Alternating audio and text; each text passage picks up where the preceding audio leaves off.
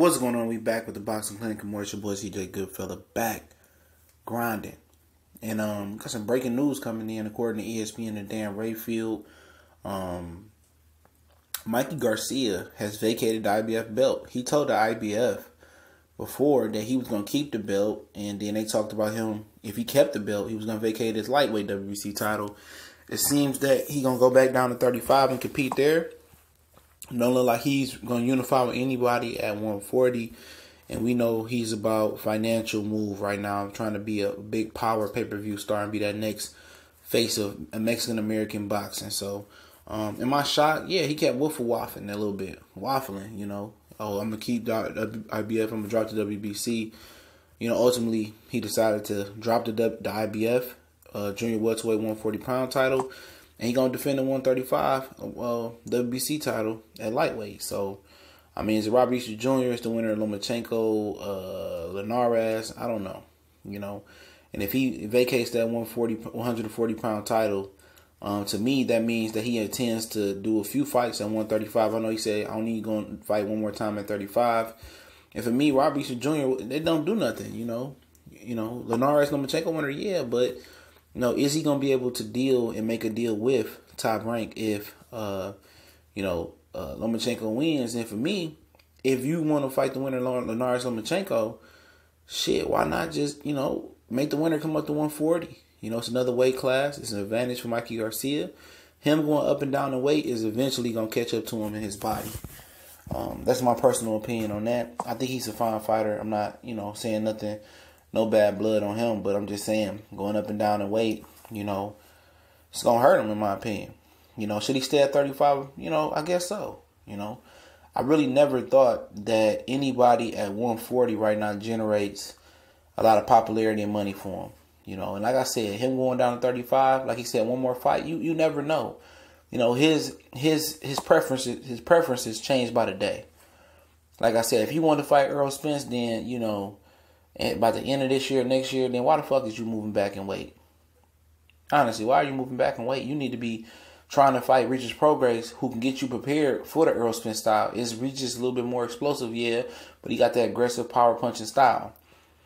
Like I said, I never really thought Mikey would go for Regis. I think Regis is going to dominate Jose Ramirez. I mean, that's two different caliber fighters. Plain and you can see that plain and simple. He'd dominate that guy.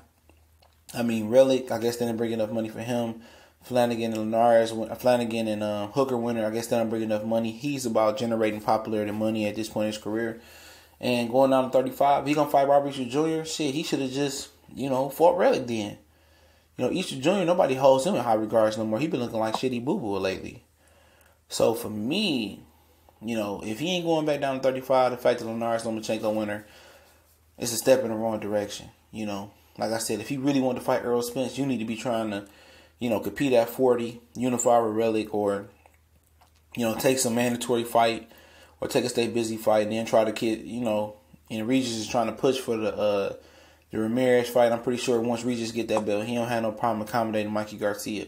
Like I told you guys, Mikey Garcia really don't want free smoke, Earl Spence. He really don't want to smoke with Regis Prograis. He wants what's going to financially, boost him up. And at 135, in my opinion, it's more safer than 140 and obviously 147.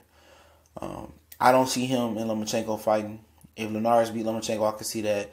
But right now, the Robert Easter Jr. fight, man, he should have took that fight immediately after the Broner win. It would have been little brother, trying to take up a big bro and beat the bully Mikey Garcia. He didn't capitalize on that fight while it was hot. Why would you move up to fight Sergey Lipinets?